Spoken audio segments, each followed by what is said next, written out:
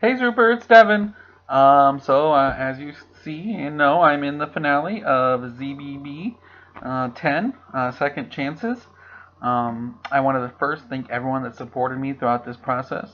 It really means a lot to me. This was a lot of hard work, late nights, and it was kind of stressful.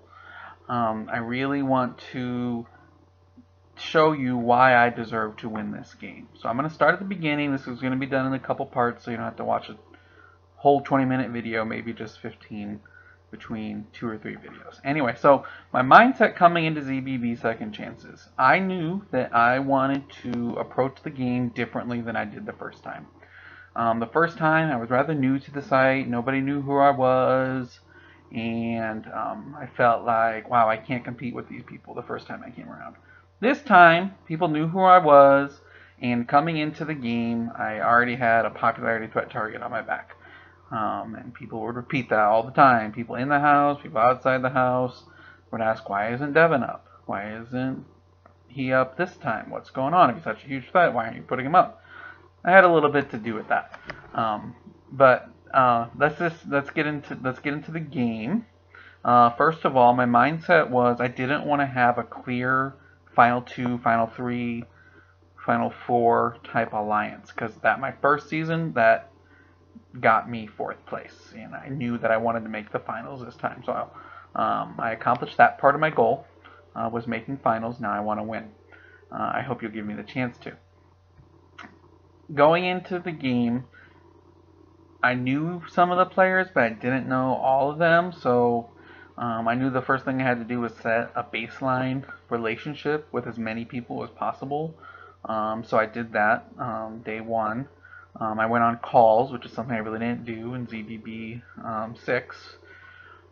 I then started strategizing with a few players, Jake and Calibi, are the two that I probably talked to the most that first day.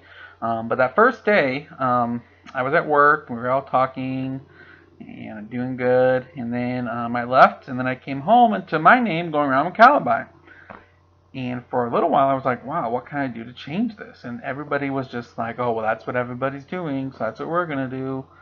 So there was a point at the night where Trinity was like, why don't we do a Queen Beth Kiwi set?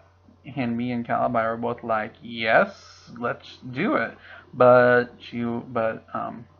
unfortunately, she had to go to bed. So me and Calibi were stuck doing a lot of the legwork with some help from Jake.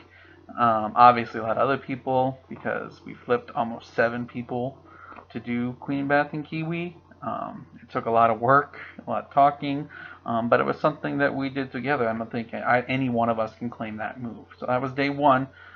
Queen Beth went home, which I was okay with. Next day, the set going around was Violet Calibi. And then a new set came up, which was Sagacity and Wiseman. I didn't want Calibi to go home because at that point I had already established allies. So we talked for a little bit and talked to some other people in the house, and a set of Violet and Sagacity came up. I was okay with this, so I was like, me and Connor have somewhat of a relationship, but I don't know further down the line if it will benefit me or not. So I was okay doing Violet Sagacity. So we did Violet Sagacity that day. I was okay with it, maybe losing a future ally, but it was an ally that I was kind of okay just nominating. If he went home, he went home. So once again, I'm not going to do something I'm not comfortable with, and I wanted to determine if it was going to be something that was good for me long term, and I felt in the long term it was. And then Sagacity went home. I have notes from every day. Day 3. The nom set was Calibi, Wiseman, and Trinity. My nom set this day was Wiseman and Souffle. Souffle got 7 nominations, so she didn't go up, but Wiseman did with Calibi and Trinity. Cam was a pretty good ally of mine, but at the same time, I know that he's a pretty good strategist, not only in ZBB, but outside the game.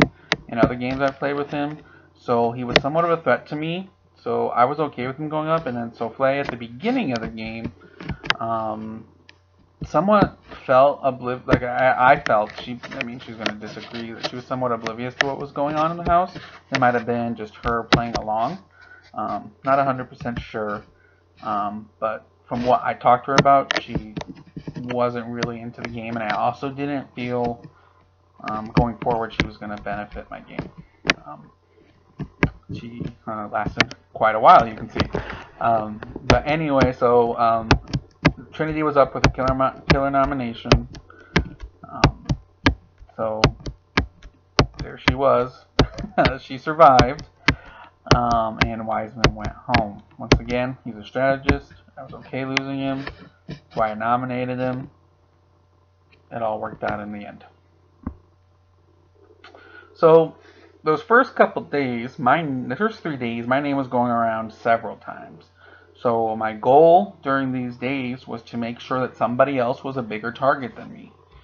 Why? Like, Wiseman was a strategist. Sagacity was good at communicating and he could talk to you and turn you really quickly.